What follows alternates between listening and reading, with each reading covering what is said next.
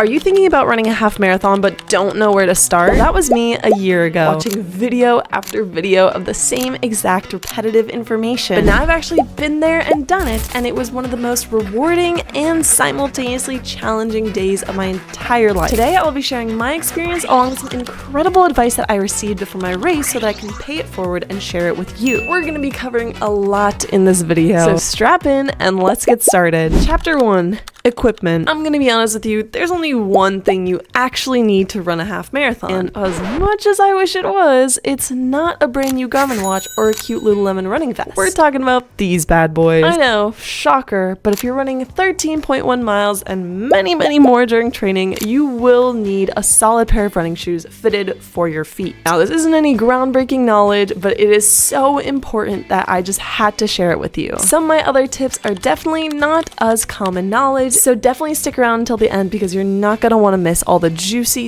info. So go to a Fit to Run store, but please don't get yourself some Hokas just because they look cute. No! God, please, no! No! Trust me, I wanted to get them too, and instead I got these beautiful ladies. They may not look super cute, but they feel incredible, and I couldn't imagine running without them. As I mentioned earlier, you do not need a fancy watch to run a half marathon. I just use my Fitbit, which isn't the greatest watch ever, but it gives me steps, time, and my heartbeat, so pretty much everything I could need. Your phone can track literally everything though, so you don't need to drop $600 on a brand new Apple Watch before starting to train. I use an app called Runna. This isn't sponsored, but I wish it was. You just answer a few questions in the app, like how fast you can run, what you're training for, how many days you want to train, and it just spits out a whole program just for you. It does cost around $4 a week, but I still would highly recommend getting it. I know there are some good free alternatives though, so I'll link them all down below. Chapter 2. Training tips. If you're just getting into running, I would very strongly recommend that you watch my video on becoming a runner after this video. When you're training for any race, whether it be a 5K, a 10K, half marathon, marathon,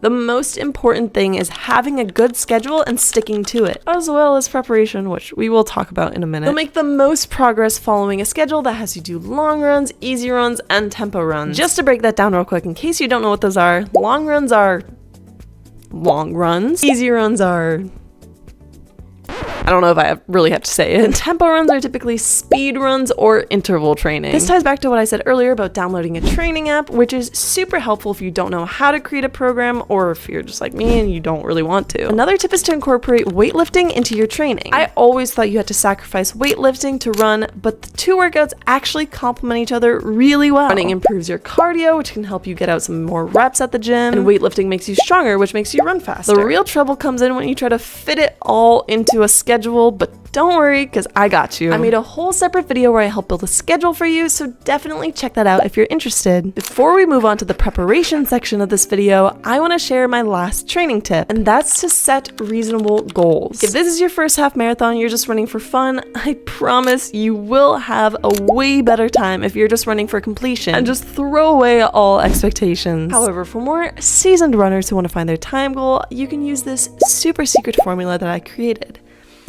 I actually don't know if I created it, but I use it, so here are the steps. I'm going to use an example, but you can follow along with whatever your time is. Step 1, go for an easy run and find the pace at which you are comfortable. For this example, let's say it's 11 minutes per mile. Step 2, take your pace and multiply it by either 0.8 if you want to go faster or 0.9 if you want to go a little slower. 11 times 0.9 is 9.9 minutes. This is going to be your pace per mile, so let's multiply that by 13.1 miles and get 129.69 minutes. Then to find the time in hours, divide that number by 60 to get 2.16 hours. Finally, to convert your decimal to minutes, multiply it by 60, and when you round, it comes out to around 10. This means your new target completion time is 2 hours and 10 minutes. I'll put all these steps in the description so that you can follow it for your own pace. This super secret formula gives you the pace that you should run at on tempo runs to get your body ready for the race. You're aiming for a pace that's manageable, but also pretty challenging. If you guys are enjoying this video so far, make sure to stick around until the end to learn the biggest tip that made my race day the best day of my life. But before that, we have to cover chapter 3, the day before the race. This is where things start to get really important. Tomorrow is the day that you finally get to show off all the training and hard work you've put in over the last 3 months. But today, on the day before the race,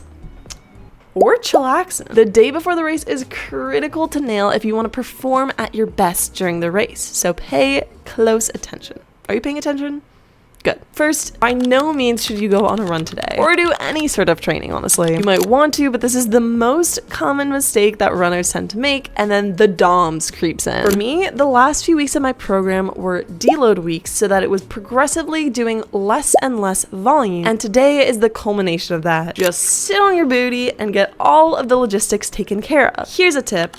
Don't leave everything until 4 a.m. the day of the race, because you're just gonna make yourself even more stress. Figure out what you're gonna wear, what you're gonna have for breakfast, and where you're gonna park. Then give your location to anyone who wants to track your progress, tell them the location of the finish line and when you plan on being there. These are all critical things, but the most important of all is to drink so much water and electrolytes. Quick story, during my whole training program, I suffered from the worst side stitches and cramps while running. And my family is friends with an ex-professional runner, so I decided to ask him some questions about it. He told me that if I just drank liters and liters of water and electrolytes before the race, I should be fine. So I did. I literally sat and just drank by Stanley, like 4 of them. I did a water and electrolytes and like coconut water, everything. And lo and behold, the day of the race, I had exactly 0 side stitches, which had happened, by the way, 0 times during my training. Yes, you'll probably be using the restroom the whole day, but it'll be worth it, trust me. It also makes hydrating during the race so much easier because you're not starting out already dehydrated. The last thing you have to do before the big day is try to get to bed early. You probably will be too excited to sleep very much, just like I was, but it's still good to get some rest and lay down. Set a lot of alarms though, because tomorrow is a really big day and you definitely don't want to sleep through it. Chapter 4, the day of the race. The big day is finally here and you'll want to get started really early, so hopefully all those alarms woke you up. I would 100% recommend eating a light breakfast that's full of carbs. Something like oatmeal, rice pudding, pancakes, cereal should fuel you and sit well with you during your race. For people who haven't run a half marathon before, this might sound like a joke, but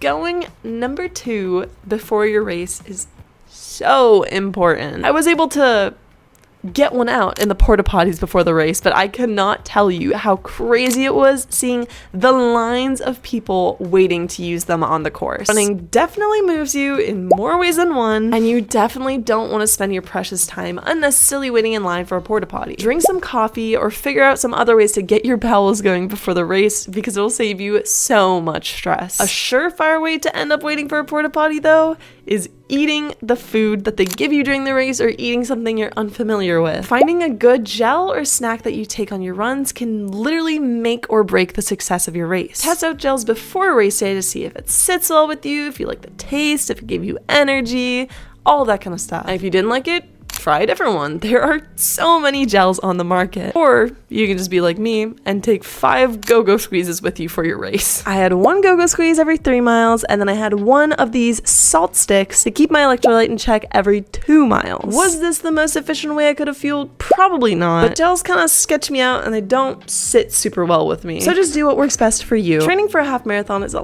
long, laborious process, but trust me when I say it will literally change your life. The day of my race was actually the best day of my entire life because it felt like I was smashing through all the boundaries I'd ever put on myself. And this leads me to my last, most juiciest, most life-changiest tip. Mindset. My attitude towards things used to be not so great, let's just say. I struggled a ton when I was really young and I was playing sports because I couldn't take it if I wasn't the best. And then not being the best led me to not want to practice, which led me to be even worse, which made me not want to practice, and so on. But over the past few years, I've learned that attitude and mindset are literally everything. And running has helped so much with that because when you get started, there are so many people that are better than you. But I believe that how you approach things determines your success more than how much you actually train. Because are you even successful if you aren't happy with your result? It's a mental struggle that we all have to go through. But the best way to quickly boost your mood when running is to smile through the pain. This is something I talk about at length in this video right here, so definitely check it out if you want to level up your running game. If you enjoyed this video, make sure to give it a thumbs up and subscribe down below. And as always, I'll see you guys next time.